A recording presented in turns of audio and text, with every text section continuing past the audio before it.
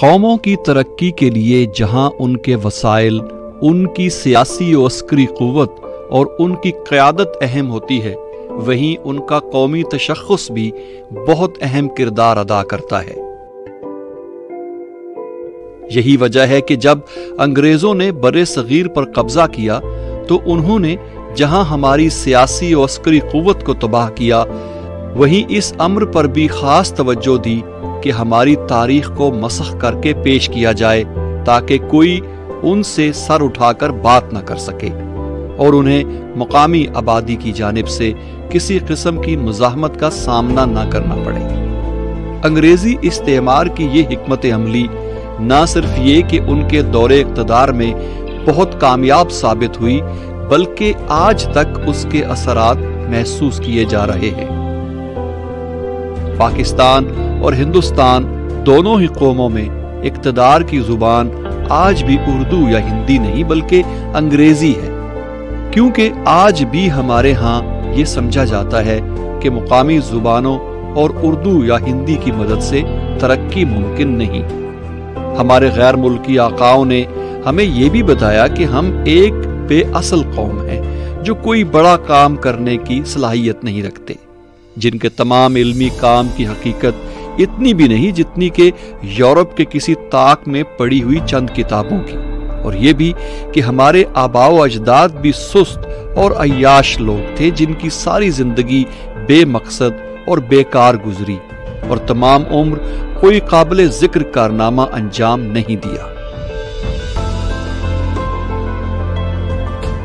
قیام پاکستان کے بعد جب بھی ہم کسی مشکل میں گھرے، ہماری قنوتیت ہمیں واپس غیر ملکی آقاؤں کی دی ہوئی اسی سوچ کی جانب لے گئی کہ ہمارے آباء و اجداد کی بیکار زندگی اور ہمارا بے حیثیت وجود کوئی بڑا کام کرنے کے قابل ہی نہیں۔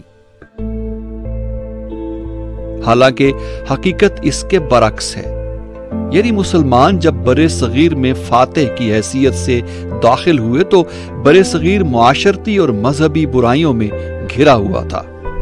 تعلیم تو تھی لیکن طبقاتی نظام کے باعث اس کا فائدہ صرف اور صرف بالائی طبقات کو ہی تھا، جبکہ کمزور طبقات بہت ہی مشقت بھری زندگی گزارنے پر مجبور تھے۔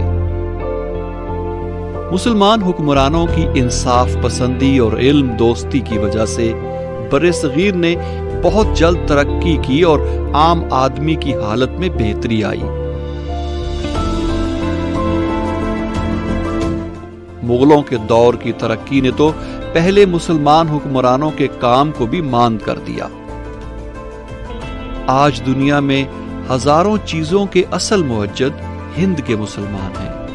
بر صغیر میں مسلم دور حکومت کے دوران الجبرا، جیومیٹری، علم النجوم، زراعت، صحت، دھات کا کام، اسلحہ، کپڑا بنانے کی صنعت، تعمیرات اور تعلیم، غرض ہر میدان میں شاندار کام کیا گیا۔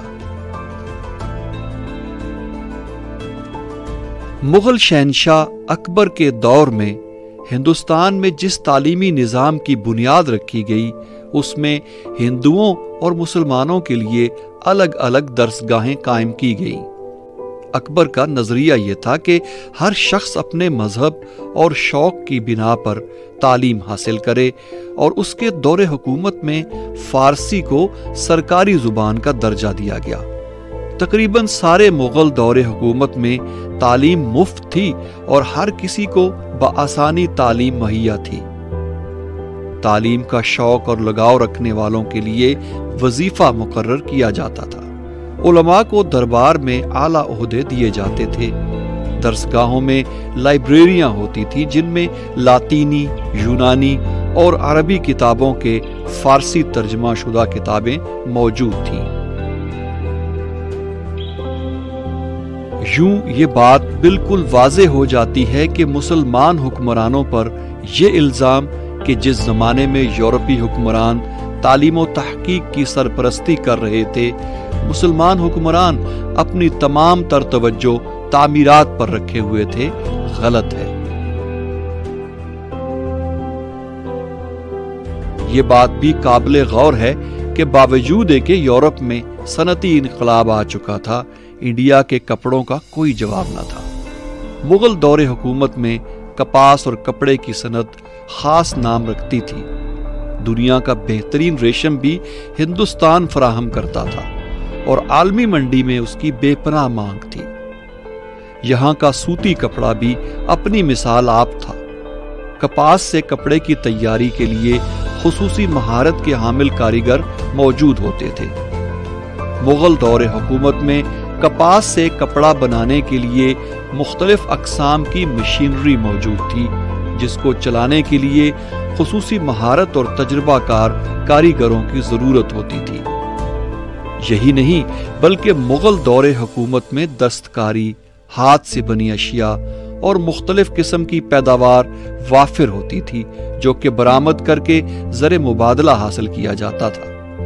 صنعتی ترقی کی بات کریں تو دھات سے اشیاء بنانے کا فن بھی اس دور میں اپنے عروج پر تھا۔ مغلوں نے اس فن کو بہت فروغ دیا۔ دھات کاری کے ذریعے انواع و اقسام کے ہتھیار، کھڑکیاں اور آہنی دروازے وغیرہ بنائے جاتے تھے۔ اس فن کے باعث زیورات بنانے کی صنعت بھی بہت کامیاب تھی، جو شاہی خاندان اور امراء استعمال کیا کرتے تھے۔ علم النجوم سے دلچسپی کے باعث مغل شہنشاہ اپنے دور زوال میں بھی کیلنڈر بنانے اور سورج، چاند اور دوسرے سیاروں کی حرکت سے متعلق علوم کے فروغ کے لیے درسگاہوں کی سرپرستی کرتے۔ 1724 میں ایک ایسی ہی درسگاہ کو جنتر منتر کا نام دیا گیا۔ اس درسگاہ میں اس وقت علم النجوم کے لیے جو آلات نصب کیے گئے ان کی تعداد 13 تھی، اور وہ سب اس وقت کے شاہکار تھے۔ جنتر منتر میں موجود جس آلے کا استعمال کر کے کیلنڈر بنایا جاتا تھا، اس کا نام نریدل والیا پینترا تھا۔ اس آلے کے ذریعے دنوں اور وقت کا حساب بھی لگایا جاتا تھا۔ جنتر منتر کے علاوہ کیرالہ میں بھی حساب اور علم نجوم کے لیے ایک درسگاہ کے قیام کا بھی پتہ چلتا ہے۔ اورنگزیب آج 21ویں صدی میں بھی بر صغیر کے عوام کی یادداشت میں ایک متحرک شخصیت کے طور پر رہتا ہے۔ آج بہت سے ہندوؤں کا یہ خیال ہے کہ اورنگزیب ایک ظالم اور ہندو مخالف حکمران تھے۔ اورنگزیب کے بارے میں بہت سے غلط تصورات ہیں کہ انہوں نے لاکھوں کا قتل کیا اور ہزاروں مندروں کو بھی تباہ کیا۔ ان میں سے دونوں کا تاریخی ثبوت موجود نہیں ہے۔